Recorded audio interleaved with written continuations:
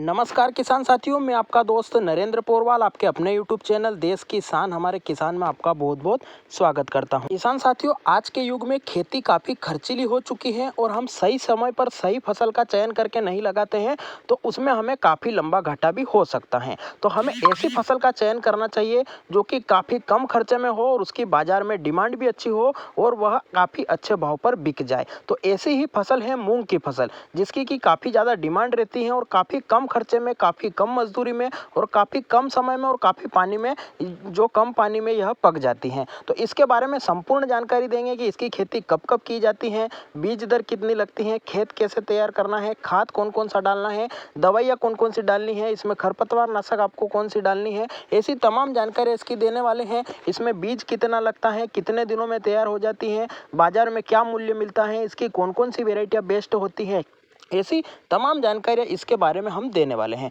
तो आप पूरी जानकारी के लिए वीडियो को पूरा अंत तक जरूर देखें, जिससे आपको पूरी जानकारी समझ में आए। वीडियो पसंद आए, जानकारी पसंद आए, हमारे बताने का तरीका पसंद आए तो आपका प्यार हम तक पहुंचाने के लिए आप ज़्यादा से ज़्यादा लाइक जरूर करें और ज़्यादा से ज़्यादा किसान भाइयों तक इस जानकारी को पहुँचाने के लिए आप व्हाट्सअप, फेसबुक और अन्य सोशल मीडिया प्लेटफॉर्म्स पर शेयर भी जरूर करें, जिससे वह भी इस जानकारी का लाभ ले सकें। और खेती से संबंधित ऐसी ही बेहतरीन जानकारियाँ, वह गेहूँ, चना, अलसी, सरसों, मटर की खेती के बारे में हो, प्याज लहसुन की खेती के बारे में हो, या प्याज लहसुन के भंडारण के बारे में हो, या मंडी भाव तक की सभी जानकारियां जल्दी से जल्दी प्राप्त करने के लिए आप चैनल को लाल बटन दबाकर सब्सक्राइब करें और पास में लगा घंटी का बटन भी जरूर दबा दें, जिससे कि हम जो भी जानकारी की वीडियो डालेंगे वो बिना देरी के आप तक जल्दी से जल्दी पहुंच जाएगा। तो आइए जानकारी शुरू करते हैं। किसान साथियों, मूंग की फसल लगाकर आप कम खर्चे में लाखों रुपए का मुनाफा कमा सकते हो, वो भी मात्र सिर्फ 2 महीने में, क्योंकि मूंग की फसल मात्र 60 दिनों में पककर तैयार हो जाती है। बात आती है कि इसे लगाने का सही समय क्या होता है, तो इसे खरीफ की फसल में भी जो है कर लिया जाता है और जो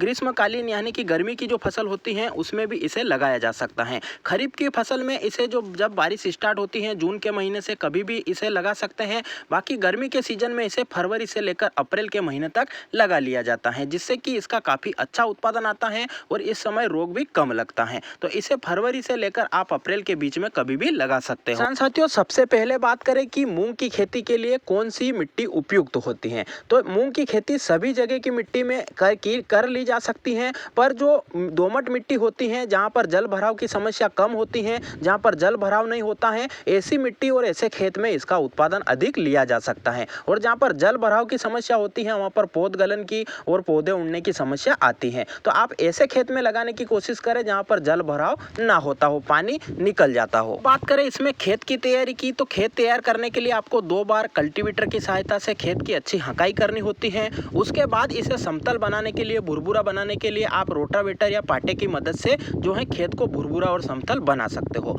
उसके बाद बात आती है इसकी बुआई की, तो बुआई इसकी 2 विधि से होती है, एक तो पलेवा करके और एक सूखे में। पलेवा करने का भी एक अलग ही लाभ है, इसमें पीला मोजेक रोग कम लगता है पलेवा करने के बाद में। और अगर आप जल्दी जो है फसल को उगाना चाहते हो तो आप सूखे में भी इसकी बुआई कर सकते हो, पर सूखे में खरपतवार नियंत्रण का खर्चा बढ़ जाता है। सबसे पहले बात करें सूखे में बुआई की, तो सूखे में बुआई के लिए आपको 2 बार खेत को कल्टीवेटर करने के बाद, रोटावेटर करने के बाद, सूखे में बुआई करने के बाद में क्यारियां बनाकर या जो ड्रिप से अगर आप पानी दे रहे हो तो ऐसे में ही खुली सिंचाई आप कर सकते हो। अब बात आती है पलेवा करके बुआई करने की, तो पलेवा करके बुआई करने के लिए भी आपको 2 बार खेत की हकाई करनी होगी। उसके बाद रोटावेटर की सहायता से खेत को समतल और भुरभुरा बनाकर फिर उसमें आप पलेवाई, जो अपनी देसी भाषा में रेलौना बोलते हैं, तो आप खेत को गीला कर सकते हो। उसके 3 से 4 दिन बाद जब खेत में घूमने जैसी स्थिति हो जाए तब आपको खेत में एक बार हकाई करने के बाद में उसमें आपको बुआई कर देना है।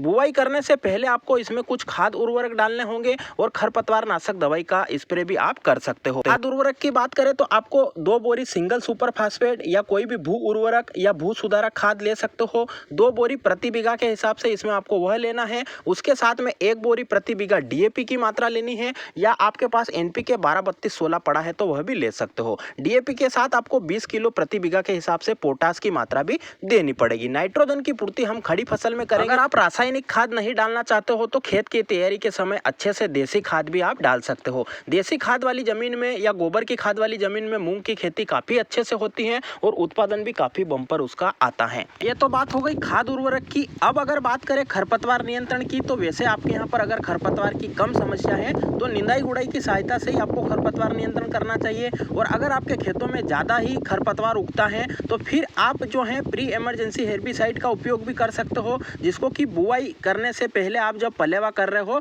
तब पलेवा करने के बाद में खेत में स्प्रे करने के बाद हंकाई कर सकते हो। इसके लिए आपको 1 लीटर प्रति एकड़ के हिसाब से जो है पेंडामेथिलिन 30% आती है, उसका स्प्रे करने के बाद हंकाई करके फिर आप उसमें बुआई कर सकते हो। अगर आप सूखे में बुआई कर रहे हो तो सूखे में बुआई करने के तुरंत बाद आप 1 लीटर प्रति एकड़ के हिसाब से पेंडामेथिलिन स्प्रे करने के बाद तुरंत आपको सिंचाई करना है। पेंडामेथिलिन दवाई का उपयोग करने के तुरंत बाद सिंचाई करने से उसका रिजल्ट अच्छा मिलता है। तो बात हो गई खरपतवार नियंत्रण, खाद उर्वरक, खेत की तैयारी और आपको बुआई किस प्रकार करनी है उसकी जानकारी और इसके समय की। अब बात करें इसकी उन्नत वेराइटी कौन कौन सी है, क्योंकि वेराइटी के ऊपर काफी ज्यादा डिपेंड करता है उत्पादन, और उत्पादन अच्छा लेने के लिए अच्छी वेराइटियों का होना जरूरी है। उन्नत वेराइटियों की बात करें तो जिसमें जवाहर, पूसा, इनोवेज और बंसी और कई सारी वेराइटियां ऐसी हैं जो कि काफ़ी अच्छा उत्पादन देती हैं। इनोवेज का बीज मंगाने के लिए आप मोबाइल नंबर जो स्क्रीन पर दिए गए हैं उनसे संपर्क कर सकते हो,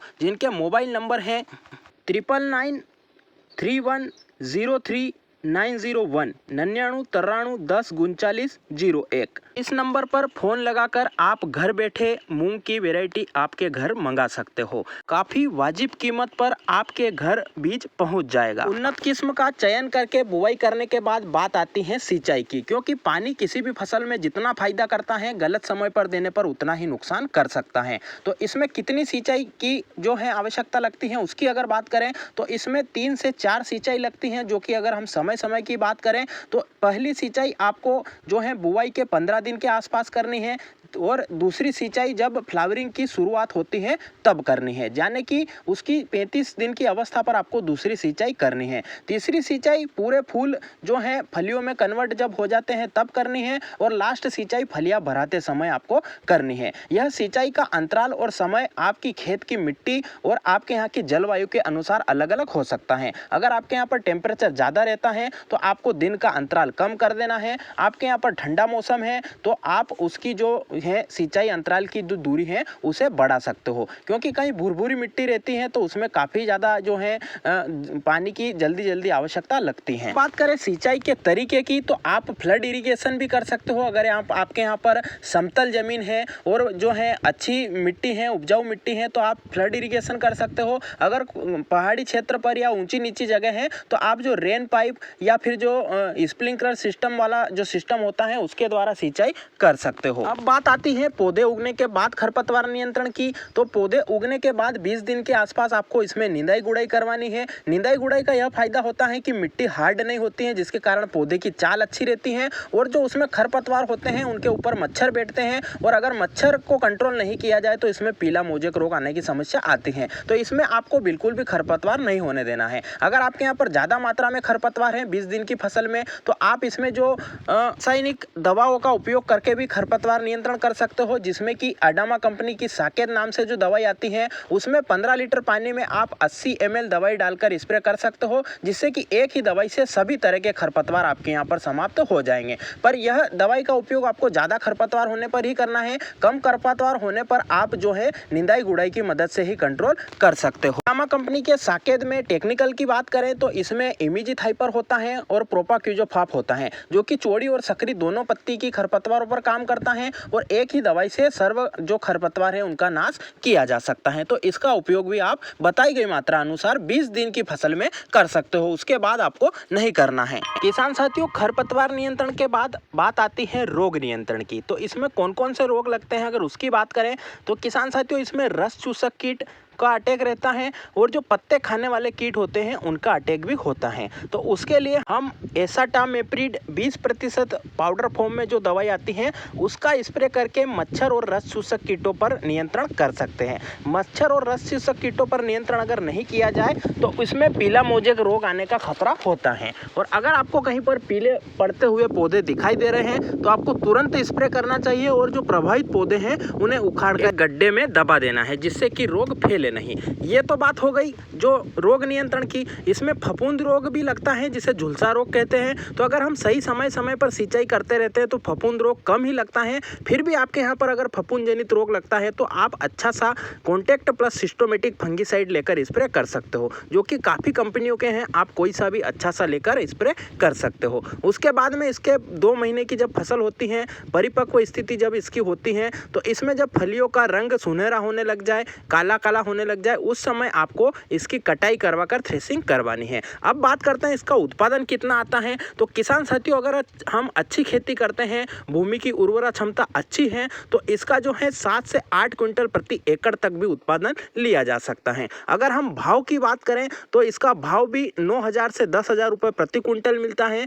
जिससे कि किसान भाई जो है प्रति एकड़ लाखों रुपए की कमाई कर सकते हैं। पर उसके लिए आपको अच्छी मेहनत करनी होगी। हमने शुरुआत से लेकर अंत तक जो दवाई, खाद, उर्वरक बताए हैं उनका उपयोग भी करना होगा, हकाई जुताई भी करनी होगी, निंदाई गुड़ाई भी करनी होगी और सिंचाई भी समय समय पर करनी होगी। किसान साथियों, यह थी मूंग की फसल के बारे में संपूर्ण जानकारी। आपको जानकारी कैसी लगी वह भी कमेंट में जरूर बताएं। आप मूंग की खेती करते हो या नहीं करते हो वह भी कमेंट में जरूर लिखें।